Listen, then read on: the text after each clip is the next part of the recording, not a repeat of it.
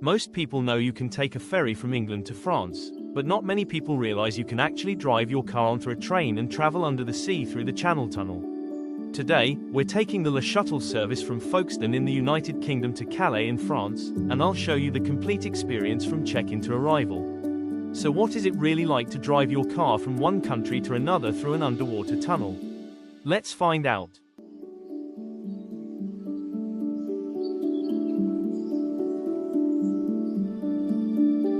Our journey begins as we follow the signs toward the Shuttle terminal in Folkestone. If you're traveling with a passenger vehicle, make sure to follow the car lanes, as trucks and freight vehicles have separate routes and terminals. The entire process is very well organized, with clear signs guiding drivers all the way to the terminal. Before arriving, we had already booked our tickets online through the Shuttle.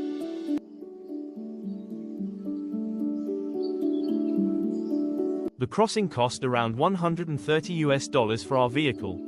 While this is often more expensive than taking a ferry, the biggest advantage is the time saved. From check-in in the UK to driving out in France, the entire trip typically takes only around 45 to 50 minutes. For many travelers, especially on longer road trips across Europe, that time saving can make a big difference. As we continue through the terminal area, we finally arrive at the check-in booths. Since our booking was already confirmed online, the process is quick and straightforward. After verifying the reservation, we receive our boarding information and can continue toward the departure area. With check-in completed, we're officially on our way to France.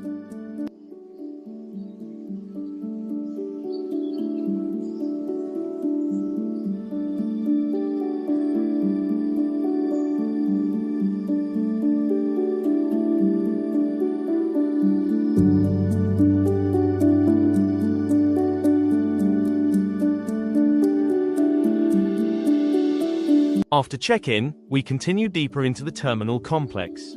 If you arrive early, there is plenty of space to wait before boarding. The area includes large parking zones, rest areas, and several shops where you can grab a snack, drink, or simply take a break before departure. One thing you'll notice throughout the terminal is how clearly everything is signposted. It's important to keep following the directions, lane markings, and speed limits as vehicles continue moving through different sections of the terminal.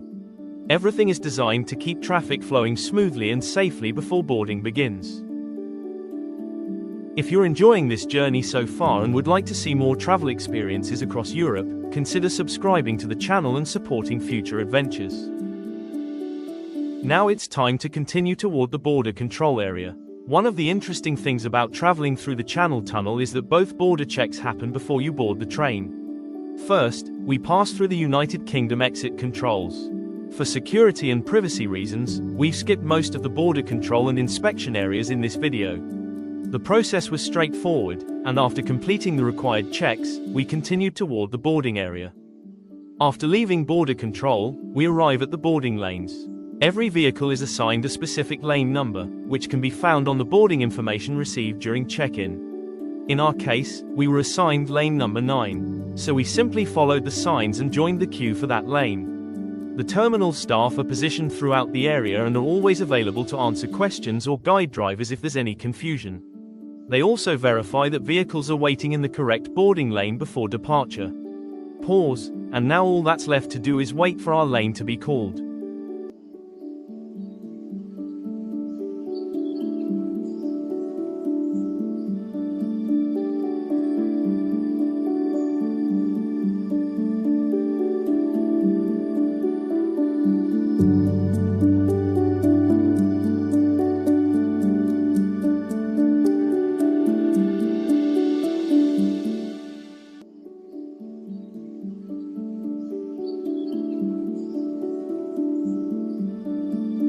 The moment we've been waiting for has finally arrived.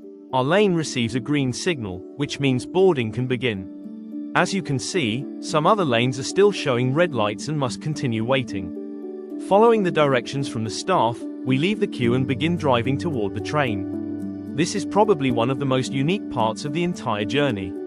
You don't board as a passenger walking onto a train. Instead, you simply drive your own car directly onto it.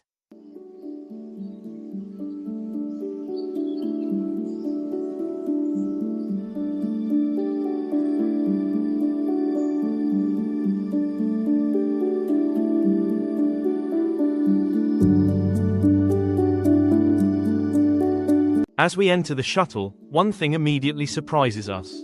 The train is actually double-decker. Passenger vehicles are loaded onto two separate levels, allowing the shuttle to carry a large number of cars at the same time. We continue driving through the carriage until staff indicate where we should stop and park.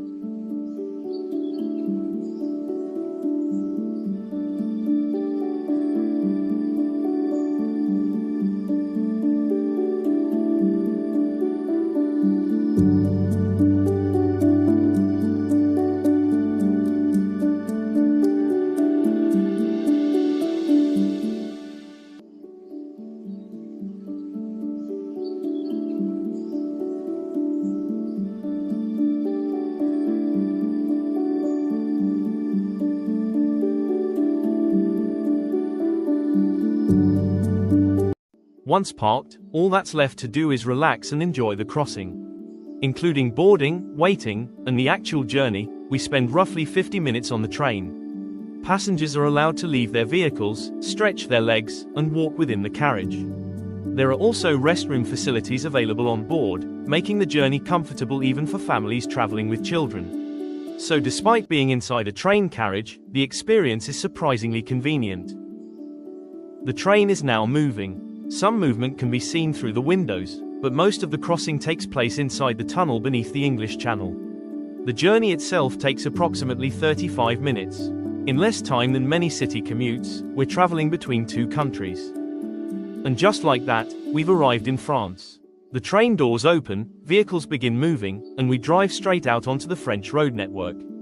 Because all passport and border checks were completed before departure, there are no additional controls upon arrival. Only a short time ago we were in England. Now we're driving in France. An incredibly simple and efficient way to cross between the United Kingdom and mainland Europe. Thank you for watching, and if you enjoyed the video, don't forget to like, subscribe, and I'll see you in the next adventure.